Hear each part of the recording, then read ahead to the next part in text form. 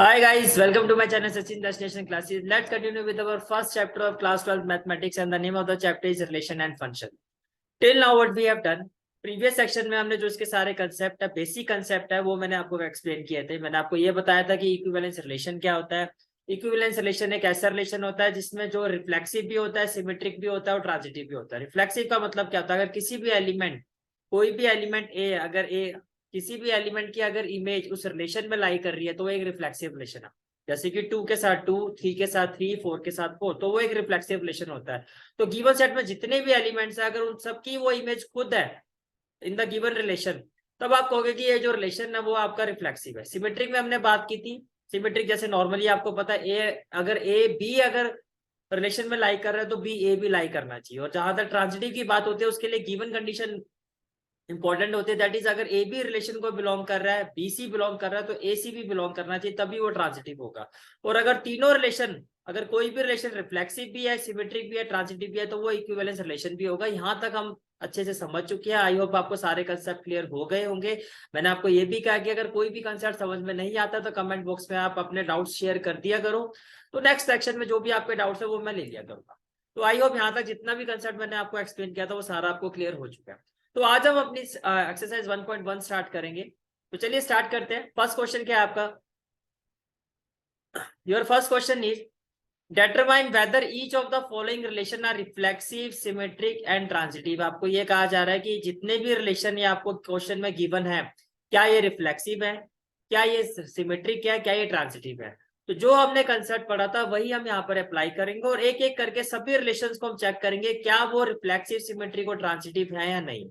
तो कंडीशन बहुत सिंपल है। जैसे कि अगर आप फर्स्ट क्वेश्चन की हम बात करते हैं तो देखो फर्स्ट क्वेश्चन क्या है आपका? Your first question is relation R in the set A, this is the given set. और रिलेशन जो आर है वो आपका किस में बना है? सेट ए में बना है। पहले तो इसका मतलब समझो। देखो यहाँ पर एक सिंगल सेट गिवन है, यहाँ पर आपको सिर्फ सेट ए गिवन है। इससे इसका मतलब ये है कि जो आपका रिलेशन है वो सेट ए का सेट ए के साथ है। मेरी बात समझ में आ रही है? आपका जो रिलेशन हो, देखो रिलेशन के लिए आपके पास दो सेट होने चाहिए, यहाँ पर आपको सिर्फ एक ही सेट गिवन है और वो है सेट ए। तो इसका मतलब सेट ए का सेट ए के साथ ही रिलेशन बन रहा है। मेरी बात समझ में आ रही है? ठीक है, सेट ए का रिलेशन जो है वो सेट ए के साथ बन रहा है। तो relation R in set A, और जो सेट ए है उसमें जो एलिमेंट्स है आपके that is 1 2 3 up to 13 to 14 defined as. अब ये रिलेशन है क्या? सेट ए का सेट ए के साथ जो रिलेशन है वो क्या है? अकॉर्डिंग टू द क्वेश्चन वो रिलेशन है आपका एक्स और Y such that 3x minus Y equal to 0। अब अगर मैं इसको आपको मैपिंग से एक्सप्लेन करता हूँ, ये आपका सेट ए हो गया 1 2 3 up to 13 14, and this is your set set A to set A. तो ये भी आपका सेट ए है 1 2 3, और ये हो गया अप टू 13 14। अब रिलेशन ये कह रहा है, देखो जो फर्स्ट जो ये रेड वाला सेट है आपका, ये आपका एक्स एलिमेंट है, और जो आपका ब्लू वाला सेट है इसके जो एलिमेंट है वो वाई। अब रिलेशन जो है अकॉर्डिंग टू द क्वेश्चन आपको बताया गया है, अकॉर्डिंग टू द क्वेश्चन जो रिलेशन है वो क्या है एक्स और वाई के बीच में, कि 3 times X minus Y equal to 0, 3 times X minus Y equal to 0। तो अगर मैं एक्स की जगह 1 पुट करता हूँ, अगर मैं एक्स की जगह 1 पुट करता हूँ तो देखो ये हो जाएगा 3 इंटू 1, तो ये हो गया 3। अब 3 को मैं किससे माइनस करूं? वाई सेट में से मैं कौन सा ऐसा नंबर लूं जिसको इससे माइनस करके 0 हो जाएगा, तो वो होगा 3। इसका मतलब 1 का रिलेशन जो है 3 के साथ बढ़ रहा है, तो आपका पहला रिलेशन हो जाएगा 1 और 3। इसी तरह से अगर आप x की जगह 2 पुट करते हो, अगर आप x की जगह 2 पुट करते हो, अगर आप x की जगह 2 पुट करते हो तो ये हो जाएगा 3 इंटू 2, तो ये हो गया आपका 6। अगर आप x की जगह 2 पुट करते हो तो 3 इंटू 2 क्या हो गया 6। तो y सेट में से मैं कौन सा नंबर लूं जिसको यहाँ पर y की जगह पुट करके 0 हो जाएगा, तो वो होगा 6। तो 2 का रिलेशन बन गया 6 के साथ, तो 2 के साथ आ गया 6। इसी तरह से अगर आप 3 लेते हो तो देखो 3 3 जा क्या हो जाएगा 9, तो 9 में से आपको 9 को ही माइनस करना पड़ेगा, तो एक रिलेशन आपका हो जाएगा 3 9। अगर आप x की जगह 4 लेते हो तो 4 3 जा क्या हो जाएगा 12, तो 12 में से y की जगह क्या पुट करना होगा 12, 12 माइनस 12 होगा तभी वो 0 होगा, तो 4 का रिलेशन होगा 12 के साथ। अब थोड़ा ध्यान से, अगर मैं x की जगह y पुट करता हूँ तो 5 3 जा क्या हो जाएगा 15, क्या 15 में से 15 माइनस करोगे तभी 0 आएगा, तो y में 15 होना चाहिए। तो y सेट जो है आपका y एलिमेंट वाला सेट है उसकी जो रेंज है वो अप टू 14 ही है। इसका मतलब 5 15 वाला रिलेशन हम नहीं बना सकते, बिकॉज जो रेंज हमारी वो अप टू 14 तक है। तो जो रिलेशन आपका बना वो बना 1 3 2 6 3 9 और 4 2। अब सबसे पहले चेक करते हैं क्या ये रिफ्लेक्सिव है। रिफ्लेक्सिव के लिए क्या होता है, जितने भी यहाँ पर एलिमेंट्स है, जितने भी एलिमेंट्स है उनकी वो इमेज खुद होनी चाहिए। यानी कि रिलेशन में 1 की इमेज 1 होना चाहिए। अगर ये रिफ्लेक्सिव होगा तो 1 की इमेज 1 होनी चाहिए, 2 के साथ 2 होना चाहिए, 3 के साथ 3 इमेज आनी चाहिए। ये एलिमेंट है और इसकी इमेज जो होती है वाई सेट में होती है, तो वाई सेट से 3 के साथ 3 होना चाहिए, 4 के साथ 4, अप टू 14 टू 14। ऐसा कुछ भी यहाँ पर नहीं है, तो रिफ्लेक्सिव तो ये है, तो ये रिफ्लेक्सिव नहीं है। अब हम बात करते हैं सिमेट्रिक की। सिमेट्रिक में क्या होता है, अगर ए बी है तो बी ए बी होना चाहिए। देखो यहाँ पे 1 3 तो है, 3 1 है नहीं, तो ये सिमेट्रिक भी है। सभी ऑर्डर्ड पेयर में जितने भी यहाँ पर आपको ये ऑर्डर्ड पेयर दिखाई दे रहे 1 3 तो 3 1 होना चाहिए, 2 6 है तो 6 2 होना चाहिए, 3 9 है तो 9 3 होना चाहिए। सभी ऑल केसेस में आपका ऐसा सिमेट्रिक होना चाहिए, तो ये सिमेट्रिक भी आपका नहीं है। अब हम बात करते हैं ट्रांसिटिव। ट्रांसिटिव में क्या था, अगर ए बी बिलोंग कर रहा है, ए बी का मतलब आप यहाँ पर देख सकते हो ए और बी, बीसी भी बिलोंग कर रहा है 3 और 9, तो क्या 1 9 बिलोंग कर रहा है क्या 1 के साथ एसी, एसी का मतलब क्या 1 के साथ 9 यहाँ पर कोई ऑर्डर्ड पेयर है, वो भी नहीं है। इसका मतलब ये ट्रांसिटिव भी नहीं है। तो भैया फर्स्ट वाली की अगर हम बात करते हैं, ना ये रिफ्लेक्सिव है, ना ये सिमेट्रिक है, ना ये ट्रांसिटिव। अब ये तो हो गया कंसेप्ट। अब मैं आपको प्रेजेंटेशन में लेके चलता हूँ। जब आप एग्जाम में अपना आंसर दोगे, आपकी प्रेजेंटेशन किस तरह से होगी, प्रेजेंटेशन आपको किस तरह से इस क्वेश्चन में देनी है। सबसे पहले आप लिखोगे जो हमारा रिलेशन है वो क्या है, सेट ए का सेट ए के साथ है। फिर आप लिखोगे जो क्वेश्चन में गिवन है कि जो रिलेशन है वो है क्या। अकॉर्डिंग टू द रिलेशन ये है कि एक्स वाई के बीच में रिलेशन है कि सच दैट 3x माइनस वाई जो है हमारा 0 के। फिर रिलेशन आप on the basis of this given information, देखो सेट ए में जो एलिमेंट है वो क्या है 1 2 3 अप टू 14। तो जब सेट ए का सेट ए के साथ इस इंफॉर्मेशन के साथ जब आप एक रिलेशन बनाओगे जो भी हमने बनाया था, वो क्या आएगा 1 3 2 6 3 9 4 12। 5 क्यों नहीं आ सकता, 5 के साथ 15 आना चाहिए, और 15 यहाँ पर हमारे पास नहीं है, वो पॉसिबल नहीं है। तो आपके पास इस रिलेशन में 4 ऑर्डर पेयर है। अब एक एक करके सबको आप शो करोगे कि क्या ये रिफ्लेक्सिव है, तो आप कहोगे 1 1 2 2 3 3 अप टू 14 14। जितने भी एलिमेंट सेट ए में है उनकी वो इमेज खुद नहीं है, यानी कि हमारे पास यहाँ पर ए फॉर्म में रिलेशन नहीं बन रहा है। तो नहीं बन रहा है तो ये रिलेशन रिफ्लेक्सिव नहीं हो सकता, ये रिलेशन आपका रिफ्लेक्सिव नहीं हो सकता। यहाँ तक क्लियर हो गया आपको, ठीक है। अब हम चेक करते हैं क्या ये सिमेट्रिक है। तो अगर हम सिमेट्रिक की बात करते हैं तो देखो जो आपका ऑर्डर्ड पेयर है, जो आपका ऑर्डर्ड पेयर है उसमें 1 3 तो है, उसमें आपका 1 3 है, 1 3 के साथ लेकिन 3 1 नहीं है। तो आपने कहा 1 3 बिलोंग कर रहा है बट 3 1 बिलोंग नहीं कर रहा है रिलेशन को, तो ये हमारा सिमेट्रिक नहीं हो सकता, राइट। फिर हम बात करते हैं ट्रांसिटिव की। तो ट्रांसिटिव में हम किस तरह से लिखेंगे कि 1 3 हो गया ए बी, अब बी के साथ सी 3 9, तो ए बी बिलोंग कर रहा है बीसी। तो जो ट्रांसिटिव के लिए कंडीशन होती है वो ये होती है कि ए बी और बीसी का होना जरूरी है, तभी आप चेक करते हो क्या एसी है, ए बी है बीसी है, एसी नहीं है।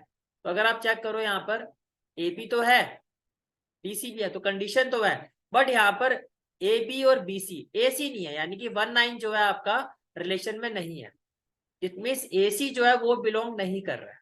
ए बी है बीसी है कंडीशन है, लेकिन एसी ऑर्डर पेयर नहीं है। नहीं होने का मतलब ये ट्रांसिटिव नहीं है। I hope first part is clear to you, ठीक है। चलो फिर नेक्स्ट पार्ट पे चलते हैं।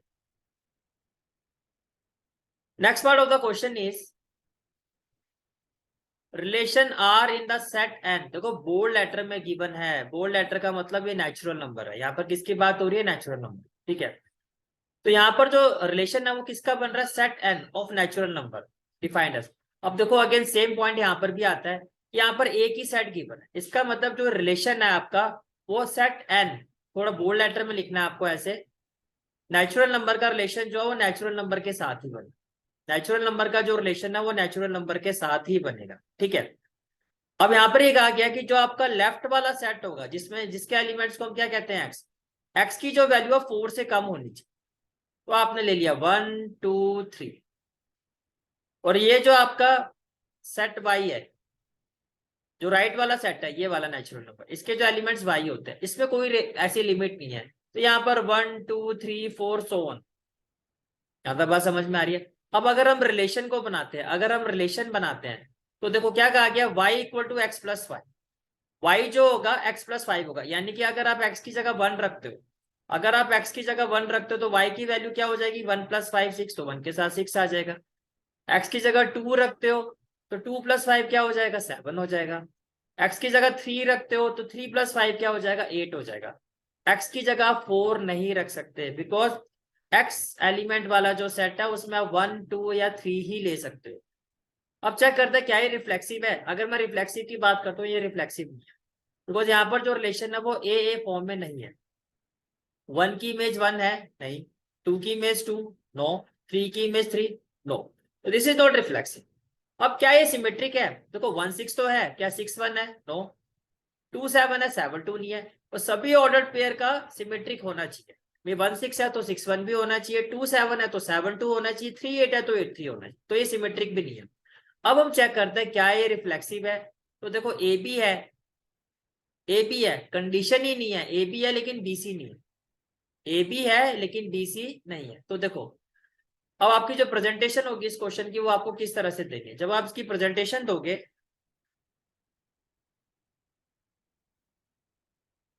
तो फर्स्ट ऑफ ऑल जो रिलेशन है, अब देखो यहाँ पर एक चीज का आपको ध्यान रखना है। आपको ये ध्यान रखना है कि जब आप ये नेचुरल नंबर लिखोगे तो बोल्ड लेटर में लिखना है, आपको इस तरह से लिखना है। नॉर्मल एंड एक नॉर्मल सेट होता है, लेकिन अगर नेचुरल नंबर की बात होगी तो आपको इस तरह से उसको बोल्ड लेटर में लिखना। तो नेचुरल नंबर का नेचुरल नंबर से रिलेशन, ये बात समझ में आ रही है, ठीक है। अब रिलेशन क्या आता है एक्स और वाई के बीच में, कि Y equal to X plus Y but X is less than 4। तो हमने रिलेशन बनाया, वो क्या बना, 1 6 2 7 3 8। अब 1 1 कोई भी एक एलिमेंट से आप बात कर सकते हो कि भाई 1 1 1 की इमेज 1 नहीं है, तो ये रिफ्लेक्सिव रिलेशन नहीं है, it is not reflexive, it is not reflexive. Transitive, transitive भी नहीं है। अगर हम ट्रांजिटिव की बात करते हैं तो ये आपका ट्रांजिटिव नहीं है। तो आपने कहा 1 6 तो बिलोंग कर रहा है लेकिन 6 1 बिलोंग नहीं कर रहा है, बिकॉज सबके लिए वो केस होना चाहिए। किसी भी एक केस में अगर नहीं है तो आप कह दोगे नहीं है। 1 6 या 6 1 या नॉट सिमेट्रिक, 1 1 1 की इमेज 1 नहीं है तो नॉट रिफ्लेक्स। अब हम बात करते हैं ट्रांजिटिव की। 1 6 तो बिलोंग कर रहा है, 1 6 बिलोंग कर रहा है। अब देखो अगर मैं इस रिलेशन के साथ जाऊं, 1 6 तो बिलोंग कर रहा है, मेरी बात समझ में आ रही है, ठीक है। अब देखो ये आपका ए बी है। अब ट्रांजिटिव चेक करने के लिए हमारे पास बी सी होना चाहिए, तभी हम चेक कर सकते हैं। अब मेरी बात ध्यान से सुनो, ए बी ये है आपका, तो यहाँ पर मैं बी की वैल्यू पुट करता हूँ 6, बिकॉज जब तक बीसी नहीं होगा ट्रांजिटिव चेक नहीं कर सकते। अगर मैं यहाँ पे 6 पुट करता हूँ तो 6 + 5 क्या होगा, 11। अगर मैं यहाँ पे 6 पुट करता हूँ इसका मतलब 6 के साथ आ गया 11। तो आपने यहाँ पर ए बी बना दिया और बीसी बना दिया, बिकॉज जब तक ए बी और बीसी रिलेशन में नहीं आएगा आप ट्रांजिटिव चेक ही नहीं कर सकते। तो ये आपने कंडीशन बना दी। 6 + 5 क्या होगा, 11, और मैंने यहाँ पर गलती से लिख दिया 15, तो यहाँ पर भैया आ जाएगा 11। ये बात समझ में आ रही है। तो देखो ए बी और बी सी, अब क्या 1 के साथ यहाँ पर 11 बन सकता है, मेरी बात ध्यान से सुनो। आपको कंडीशन जो है ए बी और बी सी की, जब तक आपके पास कंडीशन नहीं होगी तब तक ट्रांजिटिव चेक ही नहीं हो सकता। तो उसको चेक करने के लिए हमने क्या किया, हमने अगर यहाँ पर हम एक्स की जगह बी रखते हैं तो ए बी बी सी हमारा जो बनेगा वो बनेगा 1 6 और 6 11। तो हमारा ए सी क्या होना चाहिए, तो क्या 1 11 पॉसिबल है, 1 11 पॉसिबल ही नहीं है। 1 11 बन ही नहीं सकता, यहाँ पे 1 रख के 11 आ ही नहीं सकता। समझ में आ रहा है मेरी बात, ठीक है। तो ट्रांजिटिव को आप किस तरह से आप शो करोगे, आप कहोगे 1 6 बिलोंग कर रहा है बट 6 1 बिलोंग नहीं कर रहा है, ये तो सिमेट्री का केस था। अब इसी तरह से जब हम ट्रांजिटिव की बात करेंगे तो आप क्या कहोगे, 1 6 बिलोंग कर रहा है लेकिन जो 6 11 है ये भी बिलोंग नहीं कर रहा है, और जो 1 11 है ये भी बिलोंग नहीं कर रहा है। ट्रांजिटिव के लिए जरूरी है कि आपके पास ए बी है और बी सी है, तभी आप ए सी चेक कर सकते। अब यहाँ पर ए बी तो है लेकिन बी सी नहीं है, और ए सी भी नहीं है, ना बी सी है ना ए सी है, तो ये ट्रांजिटिव नहीं है। ट्रांजिटिव तभी पॉसिबल है जब आपके पास ए बी और बी सी होगा, तभी आप ए सी चेक कर सकते हो। तो ये रिलेशन भी फर्स्ट वाले की तरह ना रिफ्लेक्सिव निकला, ना सिमेट्रिक निकला, ना ट्रांजिटिव। चलो थर्ड वाले को चेक करते हैं, क्या थर्ड वाला होगा रिफ्लेक्सिव। चलो चेक करते हैं। अब थर्ड जो क्वेश्चन है आपका, थर्ड पार्ट आता है आपका, जिसमें जो रिलेशन है आपका, relation R in the set A, relation R in the set A. Again set A का रिलेशन सेट ए के साथ भी है। क्या रिलेशन है, 1 2 3 4 5 6, ये तो आपका सेट ए है। तो अगर मैं इसकी मैपिंग करता हूं, अगर मैं इसकी मैपिंग बनाता हूं,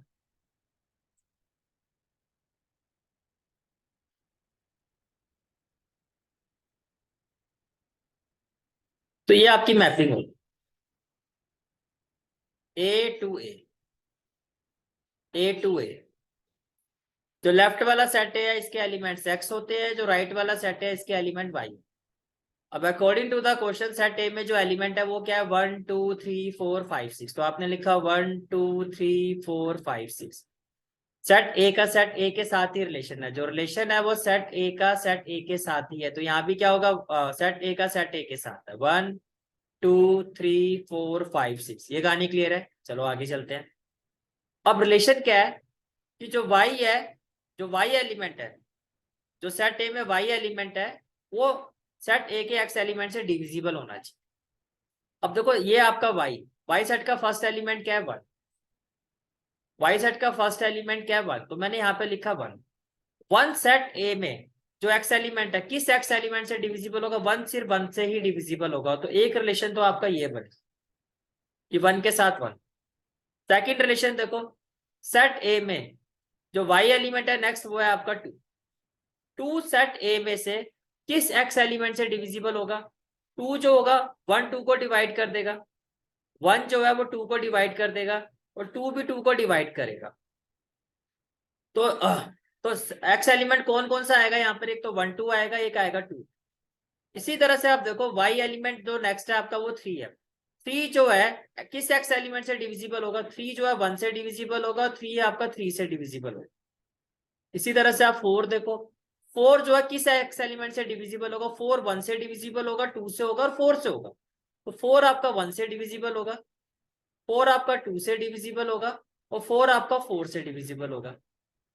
5 किससे डिविजिबल होगा, 5 1 से डिविजिबल होगा और 5 जो है 5 से डिविजिबल होगा। 6 किससे डिविजिबल होगा, 6 किस x एलिमेंट से डिविजिबल होगा, 6 आपका 1 से डिविजिबल होगा, 6 आपका 2 से डिविजिबल होगा, 6 3 से डिविजिबल होगा और 6 6 से डिविजिबल होगा। तो ये सारे रिलेशन हमारे बन गए। अब हम चेक करते हैं क्या ये रिफ्लेक्सिव है। अभी तक तो कोई रिफ्लेक्सिव आया नहीं है, पर यहाँ उम्मीद लग रही है कि ये रिफ्लेक्सिव होगा। क्यों, देखो 1 की इमेज 1 मुझे यहाँ पर दिखाई दे रहा है, 2 की इमेज मुझे 2 दिखाई दे रहा है, 3 के साथ मुझे 3 भी दिखाई दे रहा है, 4 के साथ मुझे 4 भी दिखाई दे रहा है, 5 के साथ 5 भी दिखाई दे रहा है, 6 के साथ 6 भी दिखाई दे रहा है। तो भैया रिफ्लेक्सिव तो है, ये रिफ्लेक्सिव है। यहां तक सारी बात समझ में आ गई, ठीक है। इसी तरह से आपको चेक करना है, मैं आपको प्रेजेंटेशन में लेके जा रहा हूं। तो देखो ये आपका थर्ड पार्ट था जिसमें आपका फर्स्ट ऑफ ऑल प्रेजेंटेशन किस तरह से आपको क्वेश्चन में देनी है, जो गिवन सेट है वो लिखोगे, फिर जो आपका रिलेशन गिवन है वो आप लिखोगे, फिर अगर आप इसको मैपिंग के थ्रू शो करते हो जैसे कि यहाँ पर दिखाया गया है, इस तरह से आप मैपिंग बना सकते हो जिसमें आपको ये दिखाना है कि जो ये फर्स्ट सेट जो है आपका इसके एलिमेंट एक्स है और जो सेकंड सेट है इसके एलिमेंट क्या है आपके वाई। तो रिलेशन क्या था कि वाई, जो वाई एलिमेंट है वो एक्स एलिमेंट से क्या होना चाहिए, डिविजिबल होना चाहिए। तो on the basis of this, on the basis of this जब हमने रिलेशन बनाया तो हमारा जो रिलेशन है वो किस तरह से बना है, ये हमारा रिलेशन बना जो अभी मैंने आपको बना के दिखाया, ये अभी मैंने आपको बना के दिखाया था। तो आपने ये देखा कि 1 के साथ 1, 2 के साथ 2, 3 के साथ 3, 4 के साथ 4, 5 के साथ 5 और 6 के साथ 6, यानी कि जितने भी सेट ए में एलिमेंट है सभी की इमेज जो है, सभी जो है ए फॉर्म में है, सभी जो है ए फॉर्म में इस रिलेशन में लाई कर रहे हैं। तो ये आपका रिफ्लेक्सिव तो है। तो भैया रिफ्लेक्सिव तो हो गया। अब हम चेक करते हैं क्या ये सिमेट्रिक है। अब हम चेक करते हैं क्या ये सिमेट्रिक है। तो सिमेट्रिक में देखो, यहाँ आप देखो आपका जो रिलेशन है, यहाँ अगर आप देखो जो आपका रिलेशन है उसमें आपको 1 2 दिखाई दे रहा है। यहाँ आपको देखो ये आपका ए बी है, 1 2 दिखाई दे रहा है, लेकिन यहाँ पर कहीं भी 2 1, 2 1 हो ही नहीं सकता। 2 1 का मतलब आप ये कह रहे हो कि ये जो वाई एलिमेंट है वो 2 से डिविजिबल है, पॉसिबल ही नहीं है। एक भी ऑर्डर्ड पेयर में अगर ए बी के साथ बी ए नहीं है वो सिमेट्रिक नहीं होगा। सभी पे होना चाहिए, जितने भी ए बी है सबके साथ बी ए होना चाहिए। अब यहाँ पे देखो जैसे 1 3 है, 1 3 का मतलब आप ये कह रहे हैं ये जो वाई एलिमेंट है ये 1 से डिविजिबल है, बिल्कुल है। क्या 3 1 के लिए आप ये बात बोल सकते हो, क्या 1 3 से डिविजिबल होगा, नहीं होगा। तो भैया ये सिमेट्रिक तो हो ही नहीं सकता, बिकॉज ए बी बिलोंग कर रहा है, बी ए बिलोंग ही नहीं कर रहा। तो आप देखो सिमेट्रिक के लिए आप कैसे कहोगे, कैसे आप लिखोगे। एक सिर्फ एक ही का एग्जाम्पल बहुत है, सबके लिखने की जरूरत नहीं है, सिर्फ एक लिख दो, एक लिखो, बिकॉज सारे केसेस में वो चीज वैलिड होनी चाहिए। अगर 1 2 बिलोंग कर रहा है तो 2 1 बिलोंग करना चाहिए, जो यहाँ पर नहीं कर रहा आप कहोगे इट इज नॉट सिमेट्रिक।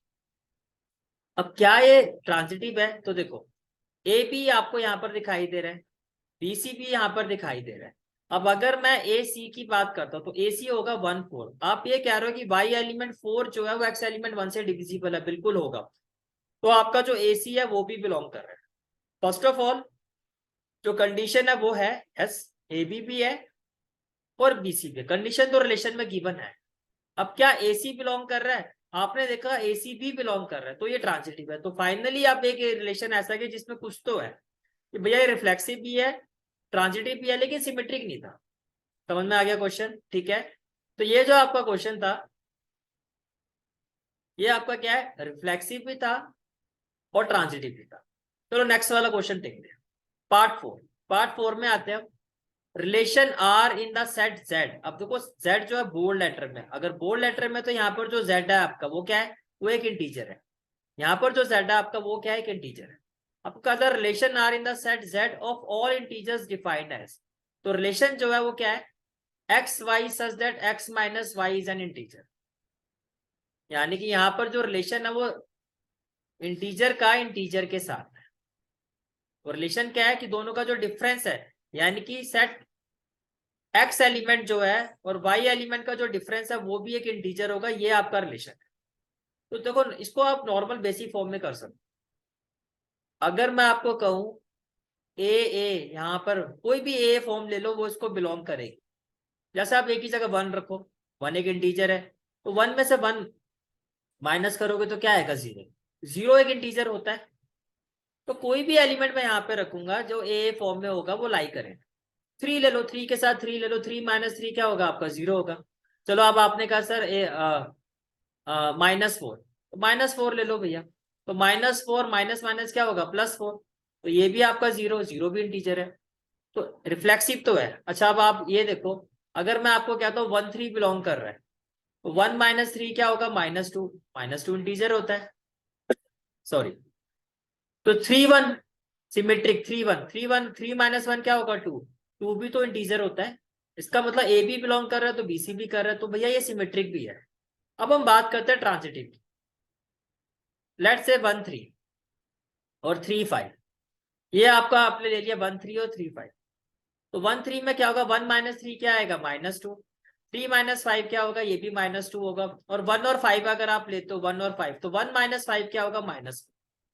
तो देखो -2 जो है वो भी इंटीजर है, -2 जो वो भी इंटीजर है, जो आपका ए सी था वो भी इंटीजर है। तो बेसिकली ये जो रिलेशन है ये आपका एक इक्विवेलेंस रिलेशन है, बिकॉज ये रिफ्लेक्सिव भी है, सिमेट्रिक भी है और ट्रांजिटिव भी है। अब इसकी प्रेजेंटेशन देखो कैसे, आपको इसकी प्रेजेंटेशन किस तरह से आप शो करोगे। फर्स्ट ऑफ ऑल अगेन एक चीज का ध्यान रखना है आपको। देखो जो यहाँ पर z है, क्या वो इंटीजर का सिंबल है, नहीं। ये जो z है वो इंटीजर का सिंबल नहीं है। तो आपको z को कैसे लिखना है, इसको बोल्ड लेटर में लिखना, आपको ऐसे लिखना है, बोल्ड लेटर। ठीक है, फिर इसके बाद रिलेशन क्या है, X Y such that X minus Y is an integer.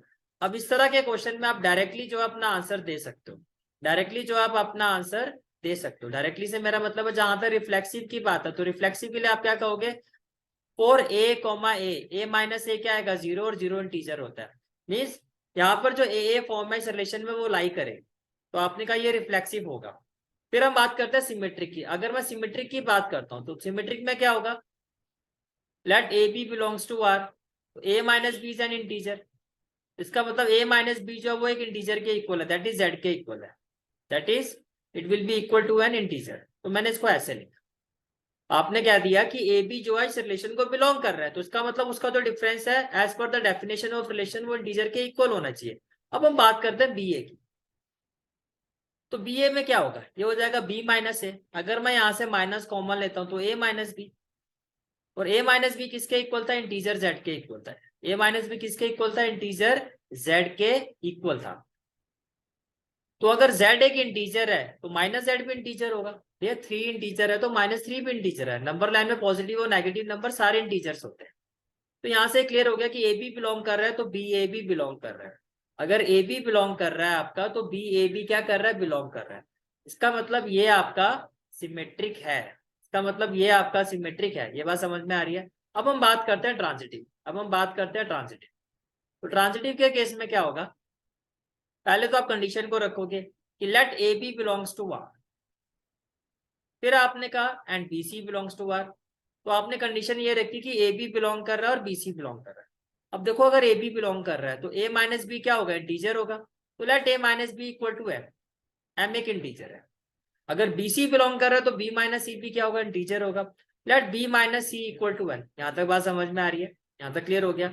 अब आपको प्रूव करना है, अब आपको चेक करना है क्या ए सी बिलोंग करेगा। अब हम चेक करेंगे क्या ए सी बिलोंग करेगा।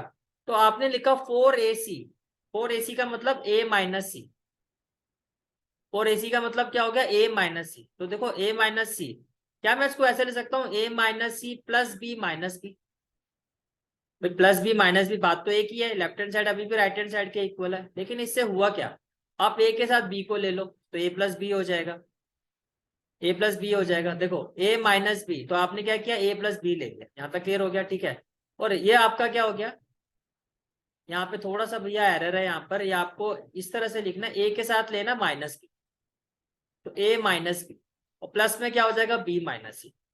तो ए माइनस बी अभी आपने चेक किया था, ए माइनस बी किसके इक्वल है, ए माइनस बी इक्वल है एम के, और बी माइनस सी किसके इक्वल है। तो ए माइनस बी की जगह आप रखोगे एम, जो कि एक इंटीजर है। बी माइनस सी की जगह आप रखोगे एन, वो भी एक इंटीजर है। दो इंटीजर को प्लस करके क्या मिलेगा, इंटीजर ही मिलेगा। इसका मतलब जो आपका ए माइनस सी है वो भी क्या होगा, वो भी एक इंटीजर ही होगा। जो आपका ए माइनस सी है वो भी क्या होगा, वो भी एक इंटीजर ही होगा। ये बात समझ में आ रही है आपको, ठीक है। तो आपका जो आंसर होगा वो किस तरह से दोगे, as M and N both are integers which implies M plus N is also an integer. इसका मतलब जो आपका एम प्लस एन है वो भी क्या होगा, एक इंटीजर होगा। ये बात क्लियर है, ठीक है। Which implies A minus C is an integer, और ए सी जो है वो आपका आर को, रिलेशन को क्या करेगा, बिलोंग करेगा। और अगर वो रिलेशन को बिलोंग करेगा देयरफॉर इट इज ट्रांजिटिव। तो finally now we have relation which is reflexive, symmetric and transitive. तो ये आपका एक इक्विवेलेंस रिलेशन। तो ये आपका जो रिलेशन है वो कैसा रिलेशन है, ये आपका एक इक्विवेलेंस रिलेशन है। तो मैं इसमें स्टार लगा देता हूं कि भैया finally we have relation which is an equivalence relation. ये आपका कैसा रिलेशन है, ये आपका एक इक्विवेलेंस रिलेशन है। Why so, because it is reflexive, A belong कर रहा है, it is symmetric, A B belong कर रहा है तो बी ए बी बिलोंग करेगा, as well as it is transitive, A B और बी सी बिलोंग कर रहा है तो ए सी बी बिलोंग। अब हम आते हैं अपने पार्ट 5 में। पार्ट 5 में जो रिलेशन है उसके भी आगे आपके 1 2 3 4 5, आपका क्वेश्चन नंबर 1 ही बहुत बड़ा क्वेश्चन है आपका। तो देखो क्वेश्चन क्या है आपका, relation R in the set A of human being in a town at a particular time given by। Again ये जितने भी क्वेश्चन है यहाँ पर जो रिलेशन है वो सेट ए का सेट ए के साथ है, पहले तो ये बात समझ में आनी चाहिए। और सेट ए में एलिमेंट्स नहीं है भैया, यहाँ पे सेट ए जो है वो ह्यूमन बींग्स है, लोग हैं जो एक ही शहर में रहते हैं, मतलब एक ही शहर में काम करते हैं। सेट ए क्या है, human beings in a town eight a particular time, काम नहीं करते। यहाँ पर एक आगे सेट ए में जो ह्यूमन बींग्स है जो एक ही शहर में रहते हैं, human beings in a town eight a particular time, उनके बीच में अलग अलग रिलेशन गिवन है। जैसे कि अगर आप अपना फर्स्ट वाला रिलेशन देखो तो क्या है, रिलेशन ये है, फर्स्ट रिलेशन क्या है, एक्स और वाई के बीच में, कि x and y work at the same place, x and y work at the same place. चलो जी चेक करते हैं, ये आपका रिलेशन है, x and y work at the same place. तो आर इक्वल टू क्या हो जाएगा, x Y such that x and y work at the same place. Reflexive की बात अगर मैं करता हूं तो ए तो भैया बिलोंग करेगा, बिकॉज मैं और मैं एक ही जगह पर काम करेंगे, work at same place which is true, ये बात तो ठीक है। अब सिमेट्री की बात करते हैं, अगर मैं सिमेट्री की बात करता हूँ तो रिफ्लेक्सिव तो है ही। अगर मैं सिमेट्री की बात करता हूँ, भैया ए बी अगर एक जगह पे काम कर रहे हैं तो बी ए भी तो एक ही जगह पे काम करेंगे, सिमेट्रिक भी होगा। तो आपने कहा सिमेट्री के लिए आपने क्या कहा, let A B belongs to R, a and b work at the same place. तो अगर मैं बी ए की बात करता हूँ, बी ए, तो b and a work at the same place which is true, ये भी ट्रू है। तो ये भैया सिमेट्रिक तो है। अब ट्रांजिटिव के लिए पहले तो आपको कंडीशन को रखना होगा, ट्रांजिटिव के लिए पहले आपको कंडीशन को रखना होगा कि ए बी बिलोंग कर रहा है आर को और बी सी भी बिलोंग कर रहा है। पहले आपको ये अज्यूम करना, ए बी बिलोंग कर रहा है इसका मतलब ए और बी एक ही जगह पे काम करते हैं, बी सी बिलोंग कर रहा है, बी और सी भी एक ही जगह पे काम करते हैं। तो देखो ए और सी भी फिर एक ही जगह पर काम कर रहे हैं। भैया ए और बी एक ही जगह पे काम करते हैं, बी और सी भी एक ही जगह पे काम करते हैं, तो ए और सी भी तो एक ही जगह पे काम करेंगे, तो ये भी ट्रांजिटिव है, तो ये आपका ट्रांजिटिव भी है। तो आपने कहा 4AC, 4AC, 4AC, A and C work at the same place, which is true, which implies AC belongs to R। तो A भी बिलोंग कर रहा था BC एज पर कंडीशन, तो AC भी बिलोंग कर रहा है, इट इज ट्रांजिटिव। तो बेसिकली ये जो रिलेशन है ये भी आपका इक्विवेलेंस रिलेशन है। क्लियर हो गया यहां तक? चलो आगे चलते हैं। Part b, R equal to x Y such that x and y live in the same locality. X और वाई एक ही लोकेलिटी में रहते हैं, एक्स और वाई आपके एक ही लोकेलिटी में रहते हैं, तो ये तो सेम तरह का क्वेश्चन हो गया। Work at the same place, live in the same locality, तो ये भैया आपके लिए क्वेश्चन हो गया डू योरसेल्फ, या खुद ही कर लेना, जहां सेम प्लेस लिखा वहां पे सेम लोकेलिटी हो जाए। अब हम आते हैं पार्ट सी में। पार्ट सी क्या है आपका? R equal to x Y such that x is exactly 7 centimetre taller than y. तो अगर मैं यहाँ पर रिफ्लेक्सिव की बात करता हूँ ए, क्या मैं अपने आप से 7 सेंटीमीटर बड़ा हो सकता हूँ? तो रिफ्लेक्सिव तो नहीं हो सकता। अब हम बात करते हैं ए बी और बी। ए बी का मतलब ये हो गया कि ए जो है वो बी से 7 सेंटीमीटर बड़ा है, तो क्या बी ए पॉसिबल है? फिर बी कैसे ए से बड़ा हो सकता है? नहीं हो सकता, तो ये सिमेट्रिक भी नहीं है। इक्विवेलेंस की बात करते हैं, ए बी बिलोंग कर रहा है हम ये मान लेते हैं और बी सी, तो आप ये कह रहे हो कि ए जो है वो बी से 7 सेंटीमीटर बड़ा है। फिर आप कह रहे हो बी जो है वो सी से 7 सेंटीमीटर बड़ा है, तो ए और सी के बीच में कितना गैप हो जाएगा? ए और सी के बीच में ये तो 14 सेंटीमीटर का गैप आ गया। ए सी से 7 सेंटीमीटर कैसे बड़ा हो सकता है? जब बी से 7 सेंटीमीटर बड़ा है, ए बी से 7 सेंटीमीटर बड़ा है। मेरी बात समझ में आ रही है? देखो ए जो है वो बी से 7 सेंटीमीटर बड़ा है, बी जो है वो सी से 7 सेंटीमीटर बड़ा, तो टोटल ए और सी के बीच में गैप तो 14 सेंटीमीटर का आ गया। तो ये जो रिलेशन है आपका, ना ये रिफ्लेक्सिव है, ना ये सिमेट्रिक है, ना ये ट्रांजिटिव। अब मैं आपको प्रेजेंटेशन दिखा देता हूँ, बिकॉज आपको नोट्स भी बनाने होते हैं। तो first of all part c, R is equal to x y such that x is exactly 7 centimetre taller then y। तो रिफ्लेक्सिव आपने चेक किया, तो रिफ्लेक्सिव में आपका जो आंसर होगा वो किस तरह से होगा? A is exactly 7 centimetre taller then A, which is false, it is not reflexive। अब हम बात करते हैं सिमेट्रिक की। अगर मैं सिमेट्रिक की बात करता हूं, तो ए बी अगर बिलोंग कर रहा है, इसका मतलब a is exactly 7 centimetre taller than b, तो बीसी के लिए आप ये बात नहीं कह सकते। बीए का मतलब, अगर आप कहते हो बी ए भी बिलोंग करेगा, तो आप ये कह रहे हो कि बी भी जो होगा वो 7 सेंटीमीटर बड़ा। भैया अगर ए बड़ा है तो बी कैसे फिर ए से बड़ा होगा? It is not symmetric, which is false, ये कंडीशन पॉसिबल ही नहीं है। अब हम बात करते हैं ट्रांजिटिव की। तो ट्रांजिटिव के केस में आपने कहा ए बी बिलोंग कर रहा है, मीन्स आपने कहा ए जो है वो बी से 7 सेंटीमीटर बड़ा है। बी सी बिलोंग कर रहा है, आपने कहा जो बी है वो सी से जो है वो 7 सेंटीमीटर बड़ा है। अब ए और सी के बीच में गैप आ गया 14 सेंटीमीटर। अब आप कह रहे हो ए जो वो बी से 7 सेंटीमीटर बड़ा होगा exactly, not possible, which is false, which is false. इसका मतलब it is not transitive. Is it clear? ठीक है। अब हम आते हैं पार्ट डी में। पार्ट डी क्या है आपका? R is equal to x Y such that x is the wife of Y.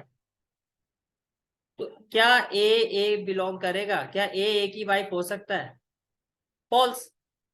अगर ए बी आप कह रहे हो, इसका मतलब ए जो है वो बी की वाइफ है, ए जो है वो वाइफ है ऑफ बी, तो क्या बी ए की वाइफ हो सकता है? नहीं हो सकता, फॉल्स। अब आते हैं हम ए बी, बी सी और ए सी। आप कह रहे हो ए जो है वो बी की वाइफ है, ए जो है वो बी की वाइफ है। अब देखो कंडीशन ही नहीं बैठ रही है आपकी, अब बी सी की वाइफ कैसे हो सकती? यहाँ तो कंडीशन ही नहीं बैठेगी आपकी। मेरी बात समझ में आ रही है आपको? ठीक है। तो देखो फर्स्ट केस में क्या कहा? A is wife of a, which is false, reflexive तो ये होगा नहीं। सिमेट्रिक में आते हैं, अगर ए बी बिलोंग कर रहा है, तो ए अगर बी की वाइफ है तो बी ए की वाइफ कैसे हो सकता है? सिमेट्रिक भी नहीं होगा। फिर ट्रांजिटिव में आते हैं, तो ट्रांजिटिव के लिए अगर आप कंडीशन पर भी जाओगे, तो कंडीशन में आपने कहा कि ए जो है वो बी की वाइफ, बी, फिर कंडीशन पर ये चीज पॉसिबल नहीं है कि अगर ए बी की वाइफ है तो बी कैसे सी की वाइफ हो सकता है, विच इज नॉट पॉसिबल।